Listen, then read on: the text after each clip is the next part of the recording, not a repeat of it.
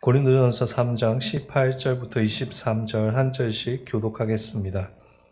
아무도 자신을 속이지 말라. 너희 중에 누구든지 이 세상에서 지혜 있는 줄로 생각하거든 어리석은 자가 되라. 그리하여야 지혜로운 자가 되리라.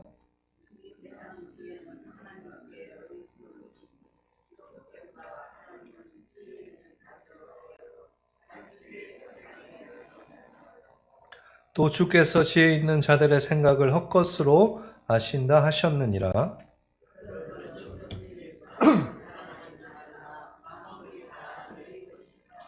바울이나 아볼로나 게바나 세계나 생명이나 사망이나 지금 것이나 장래 것이나 다 너희의 것이요 너희는 그리스도의 것이요 그리스도는 하나님의 것이니라. 아멘. 우리 옆 사람에게 인사하겠습니다. 오늘도 잘 오셨습니다. 네, 이제 6월달 되면 에어컨 틀어야 될 것 같아요. 맞죠? 네, 슬슬 더워지는 것 같습니다. 대구의 날씨가 어떨지 너무너무 두렵고 무섭습니다. 네. 지난주 저희가 이제 3장 16절, 17절 말씀을 통해서 교회가 하나님의 지성소라는 것을 나누었고 또 하나님의 말씀으로 세워야 한다고 나누었습니다. 뿐만 아니라 말씀이 아닌 다른 것을 교회 안에 들고 올 때 교회가 더럽혀지고 거기에 대한 무서운 심판을 받게 될 것이라고 생각해 보았습니다. 오늘 말씀에서 바울은 이제 고린도 교회를 향해 하나님의 말씀이 아닌 세상의 것이 얼마나 교회에 무익한 것인지를 알려주고 있습니다. 18절 말씀 우리 함께 읽도록 하겠습니다. 아무도 자신을 속이지 말라. 너희 중에 누구든지 어리석은 자가 되라. 그리하여야 지혜로운 자가 되리라. 아멘. 18절에 방금 보시면 바울이 교회를 더럽히는 세상의 많은 것들 가운데 대표적으로 가지고 와서 이야기를 하는데 그것이 무엇인가 하면 세상의 지혜를 가지고 와서 이야기를 합니다. 그럼 왜 세상의 지혜를 이야기하는 것일까요?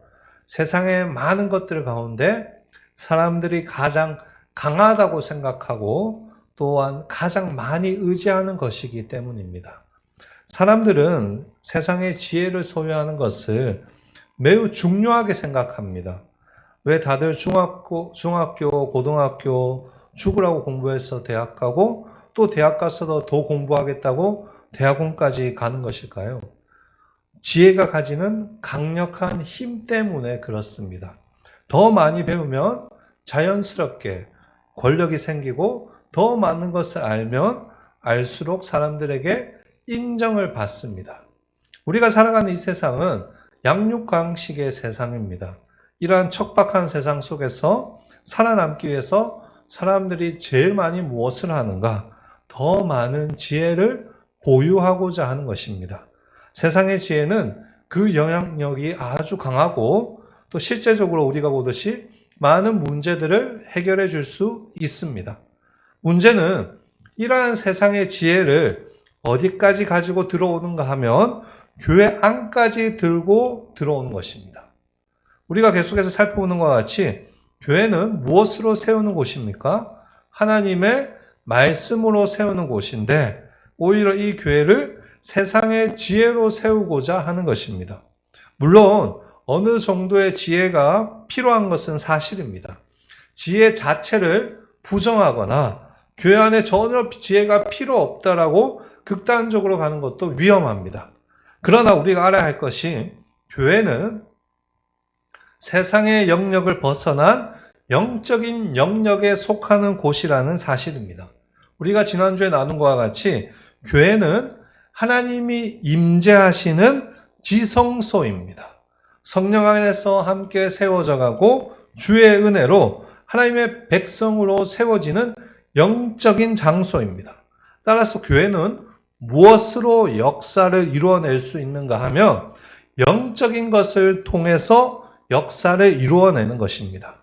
그 중에 으뜸내는 것이 우리가 계속 살펴보는 말씀인 것이고 그리고 기도, 찬양, 교제, 섬김, 헌신, 선교, 사랑, 나눔, 은혜와 같이 영적인 것을 통해서 교회를 세워나가는 것입니다.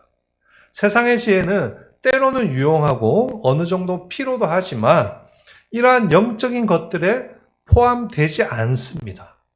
나중에 기회가 되면 살펴보겠지만 성령의 지혜라고 성령이 주시는 지혜만이 오직 교회 안에서 지혜로서의 역할을 할 수 있습니다. 세상의 지혜는 교회가 아닌 세상에서 통하는 것입니다. 그럼에도 그것을 교회 안에 들고 와서 그것으로 교회를 세우려고 하니까 문제가 되는 것입니다. 고린도 교회가 그랬습니다, 여러분.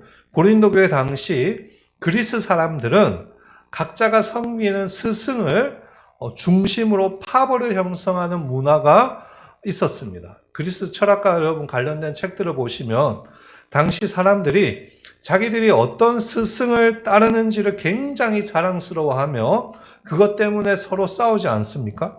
나는 소크라테스 학파야. 너희들 같이 수준 낮은 것들하고는 어울리지가 않아. 야, 나는 아리스토텔레스에게 배운 사람이야.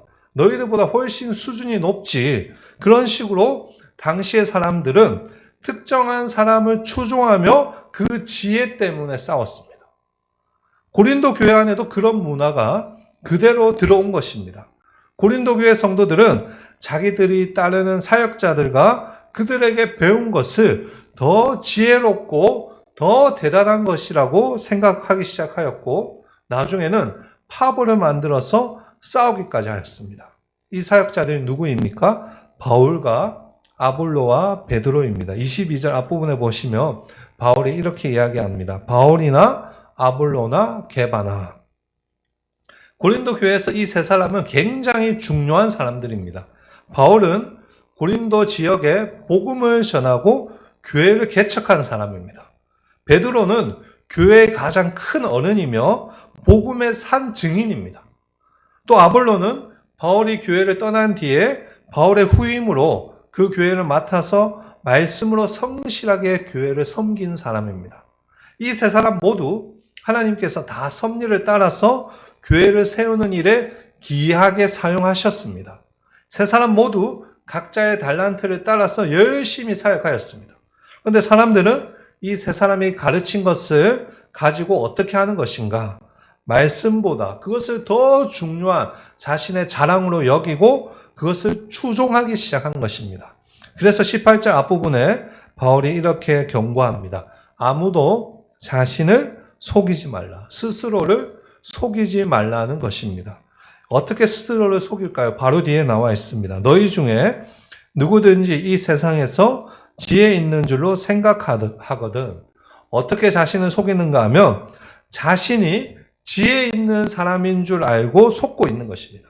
나는 이 사람을 따르고 이 사람에게서 배웠으니 너희들과는 다른 것이야. 나는 이렇게 똑똑한 사람이야. 나는 이 사람에게 속했으니까 너희들보다 더 높고 더 대단해.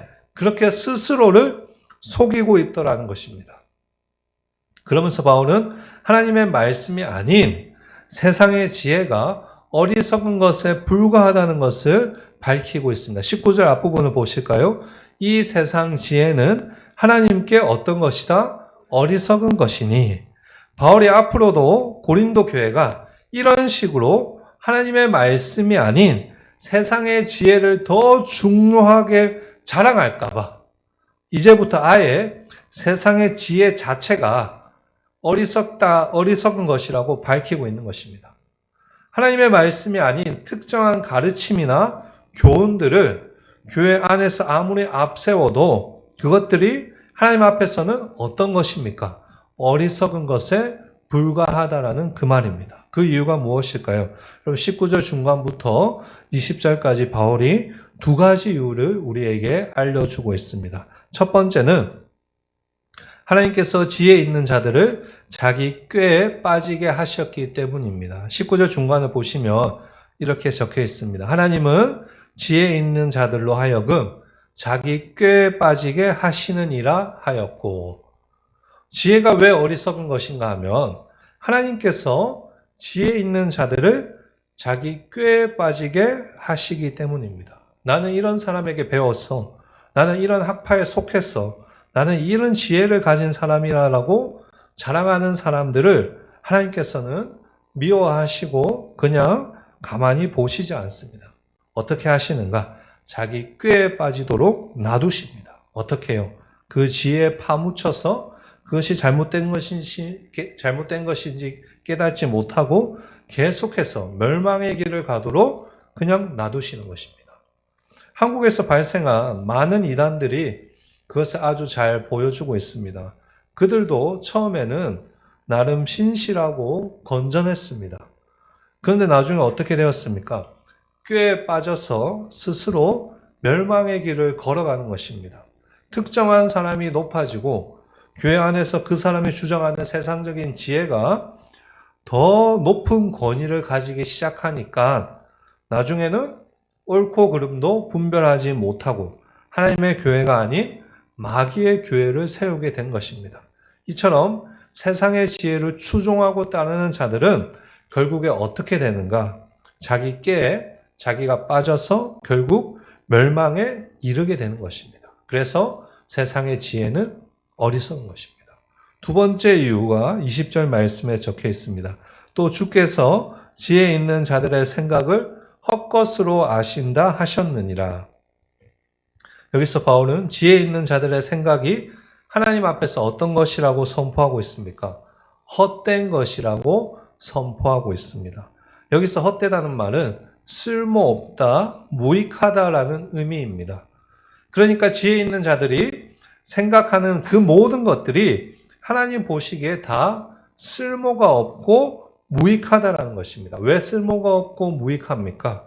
그 지혜로는 하나님을 온전히 알지 못하고 또 자신도 구원하지 못하기 때문입니다. 아무리 위대한 지식과 지혜와 힘이 있다고 할지라도 그것으로 하나님을 알 수 있습니까? 구원을 받을 수 있습니까? 없습니다. 그것들이 그러니 하나님 보시기에는 어떻게 보일 수밖에 없는 것입니까? 아무런 쓸모가 없고 무익한 것에 불과하다라는 그 말입니다. 이와 같이 바울은 고린도 교회 성도들에게 세상의 지혜가 인간을 꾀에 빠지게 하며 또한 하나님을 아는 것과 구원에 아무런 쓸모가 없기 때문에 하나님이 보시기에 어리석은 것에 불과하다라고 분명하게 고린도 교회에 밝히고 있는 것입니다. 그렇다면 우리는 이제 어떻게 해야 될까요? 21절 말씀입니다. 다 같이 21절 말씀을 읽어보도록 하겠습니다. 그런즉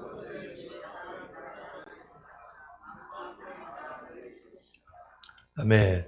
여기 보시면 바울이 세상의 지혜에 대해서 어리석은 것이라고 이야기하고 나서 이제 무엇을 자랑하지 말라고 하고 있습니까? 사람을 자랑하지 말라고 하고 있습니다. 여러분 이렇게 잘 보시면 흐름을 따르자면 당연히 어떤 것을 자랑하지 말라고 해야 되는 게 정상입니까? 세상의 지혜를 자랑하지 말라고 해야 되지 않겠습니까? 그런데 여기 보시면 이제는 사람을 자랑하지 말라고 하고 있습니다. 왜 그럴까요? 아까 제가 말씀드린 것 같이 고린도 교회가 사람을 지혜의 근원으로 생각하였기 때문입니다.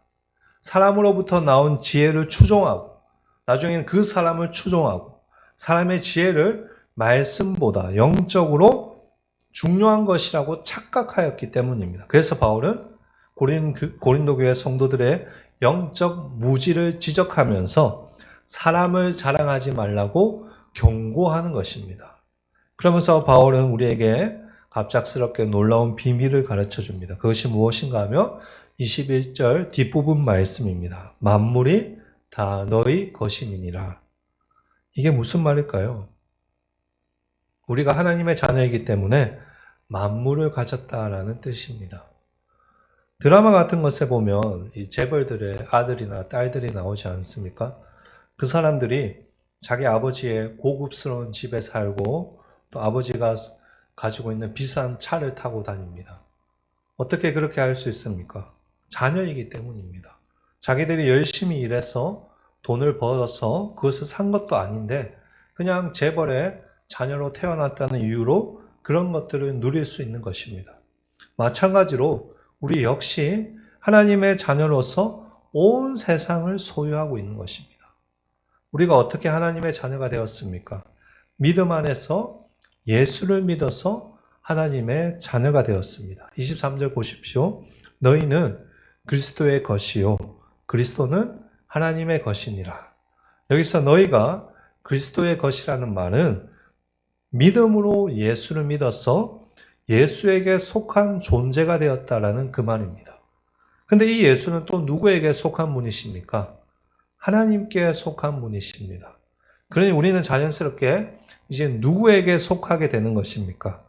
하나님께 속하게 되는 것입니다. 예수를 믿음으로 하나님께 속하고 또 하나님의 자녀가 되는 것입니다. 뿐만 아니라 이 세상 모든 만물의 주인이신 하나님의 자녀로서 이제 자연스럽게 우리들도 만물의 주인으로 참여하게 되는 것입니다. 22절 보십시오. 바울이나 아볼로나 게바나 세계나 생명이나 사망이나 지금 것이나 장래 것이나 다 너희의 것이요. 여기 보시면 바울이 하나님께서 그 자녀들에게 주는 것들 여러 가지를 소개하고 있습니다. 첫 번째는 사람입니다. 바울이나 아볼로나 게바나 모두 하나님께서 자녀인 우리를 위해서 허락하신 사역자들에 불과합니다. 두 번째는 이 세상입니다. 이 세상 모든 세계가 하나님께서 우리를 하나님의 자녀로서 하나님을 예배하며 하나님의 자녀답게 살기 위해서 허락하신 장소입니다. 세 번째는 생명과 죽음입니다. 생명과 죽음은 하나님께서 우리를 위해서 주신 인생의 과정이며 그 모든 과정 속에서 하나님께서 하나님의 일을 우리 가운데 진행해 나가십니다. 네 번째는 시간입니다. 지금 것이나 장래 것이나 시간은 모두 하나님의 손안에 있는데 그 시간을 통해서 하나님 우리의 삶 가운데 하나님의 뜻을 이루어 나가십니다.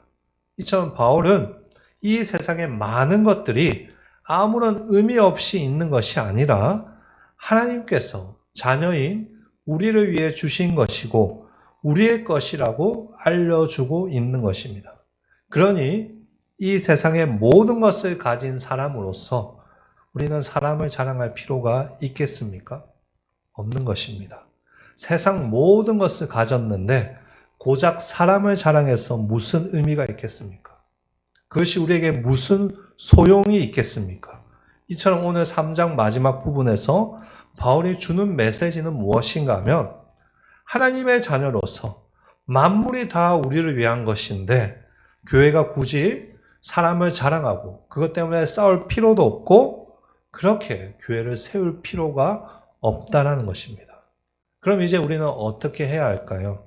오늘 본문 전체 맥락의 시작인 18절 뒷부분에 보시면 바울이 이제 어떻게 우리가 해야 하는지에 대해서 잘 이야기하고 있습니다. 어리석은 자가 되라. 그리하며 지혜로운 자가 되리라. 한번 따라해 볼까요? 어리석은 자가 되자. 바울은 우리에게 지혜로운 자가 아니라 어리석은 자가 되어야 한다고 이야기하고 있습니다. 여기서 어리석은 자가 된다는 것은 무슨 말일까요? 지금까지 우리가 살펴본 3장 앞의 문맥을 이렇게 보시면 금방 알 수 있습니다. 바른 말씀으로 교회를 세우는 것입니다. 2주 전부터 우리가 계속해서 살펴보는 것과 같이 바울은 세상의 지혜가 아닌 말씀으로 교회를 세우는 것을 강조하고 있습니다. 그런 맥락에서 볼 때 어리석은 자가 된다는 것은 세상의 사람들의 지혜가 아니라 그 사람들이 어리석고 멍청해 보인다고 놀릴지라도 하나님의 말씀을 굳건히 붙잡고 교회를 세우는 것입니다. 그게 어리석은 자가 되는 것입니다. 말씀으로 사는 것은 세상 사람들이 보기에 어리석은 것입니다. 말씀만 붙들고 말씀만 지키며 살려고 하니까 여러 가지 수단과 방법들이 많이 있는데 그것들 다 내려놓고 오직 하나님 말씀 붙들고 살려고 하니까 그 사람들이 보기에는 우리가 어떻게 보이는 것입니까? 어리석게 보이는 것입니다. 세상의 방법들이나 세상의 가르침을 가지고 교회를 세우며 더 멋있게 세울 것 같고 더 효과적으로 세울 것 같은데 그런 거 다 버리고 말씀만 고집하고 말씀이 제일 중요하다라고 고집을 피우니까 하나님을 알지 못하는 세상 사람 눈에는 어리석게 보일 수밖에 없는 것입니다. 하지만 여러분, 하나님은 그렇게 생각하지 않으십니다. 18절 끝에 지혜로운 자가 된다고 하지 않습니까? 하나님의 말씀으로 교회를 세우는 것이 세상에서는 어리석은 자들같이 보이겠지만 반대로 하나님이 보시기에 어떻다는 것입니까? 지혜롭다는 것입니다. 왜요? 사람을 자랑하지 않고 세상의 지혜가 최고다라고 스스로 속이지도 않고 말씀만 붙들고 교회를 묵묵히 세우니까 하나님께서 그것을 가지고 가장 지혜롭다라고 칭찬하시고 인정하시는 것입니다. 따라서 결론적으로 오늘 본문의 메시지는 무엇인가? 지난주와 거의 동일합니다. 하나님 말씀 붙들고 우리가 교회를 잘 세워야 한다는 것입니다. 우리에게 하나님이 주신, 하나님 우리에게 모든 걸 아까 말씀 나눈 것처럼 모든 걸 다 주셨으니까 사람 자랑하거나 세상의 지혜를 의지하는 그런 거 하지 말고 하나님의 자녀답게 하나님의 말씀으로 교회를 충실하게 잘 세워 나가야 된다는 그것입니다. 세상 사람들이 어리석다 할지라도 그것이 하나님 앞에서 지혜로운 것이라고 믿으시고 교회를 말씀으로 세우기 위해서 애써야 한다는 것입니다. 지난주 나눈 말씀처럼 말씀으로 잘 우리가 교회를 세울 때 하나님께서 우리 한일교회 가운데 임재하시고 하나님의 역사를 경험할 줄 믿습니다. 그런 점에서 우리 한일교회가 세상의 것을 자랑하거나 의지하지 말고 항상 주의 말씀으로 교회를 세우는 것에 최선을 다하기를 소망합니다. 우리 한일교회가 그런 교회가 되기를 축복합니다. 사람이나 세상의 것을 자랑하는 교회가 되지 말고 하나님의 말씀으로 건강하고 아름답게 세워지는 그런 교회 되기를 진심으로 소망합니다. 오늘 우리가 그것을 위해서 기도할 것입니다. 하나님, 우리 한일교회를 말씀으로 세워 주시옵소서.